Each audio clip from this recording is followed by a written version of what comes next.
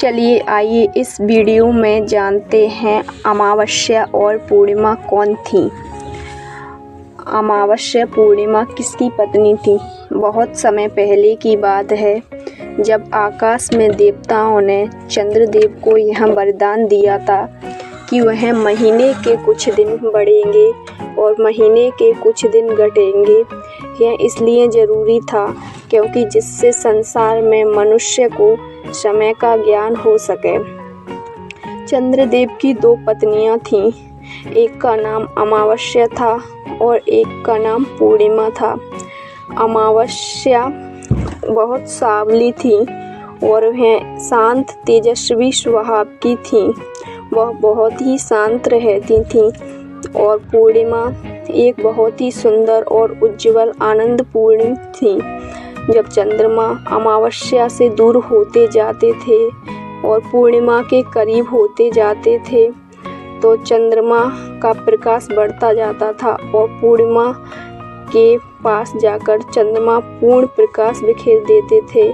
उस दिन प्रकाश की रोशनी अपने चरम पर होती थी और जब चंद्रदेव पूर्णिमा से दूर होते जाते थे धीरे धीरे उनका प्रकाश कम होता जाता था और जब चंद्रदेव पूर्णिमा से दूर होकर अमावस्या के करीब आ जाते थे तो उनका प्रकाश विलुप्त हो जाता था।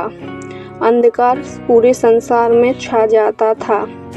इससे हमें यह शिक्षा मिलती है कि मनुष्य के जीवन में आनंद और खुशी अपने चरम पर पहुंच सकती है। जैसे चंद्रमा पूर्णिमा के पास जाते हैं तो उनका प्रकाश चरम तक पहुंच जाता है और अमावस्या भी जीवन में बहुत ज़रूरी है।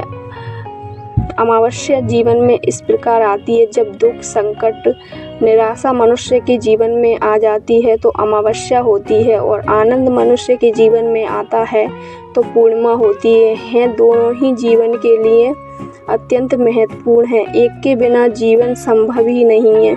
इससे मनुष्य को यह शिक्षा लेनी चाहिए कि मनुष्य के जीवन में दोनों ही निश्चित है, अमावस्या और पूर्णिमा। अर्थात इसका अर्थ है मनुष्य के जीवन में निराशा, दुख, संकट और आनंद जीत हैं जरूर ही आती है। इसी प्रकार जीवन चलता है। कोई भी ऐसा व्यक्ति नहीं है संसार में जो एक के बिना रह जाए, चाहे वो कोई भी हो।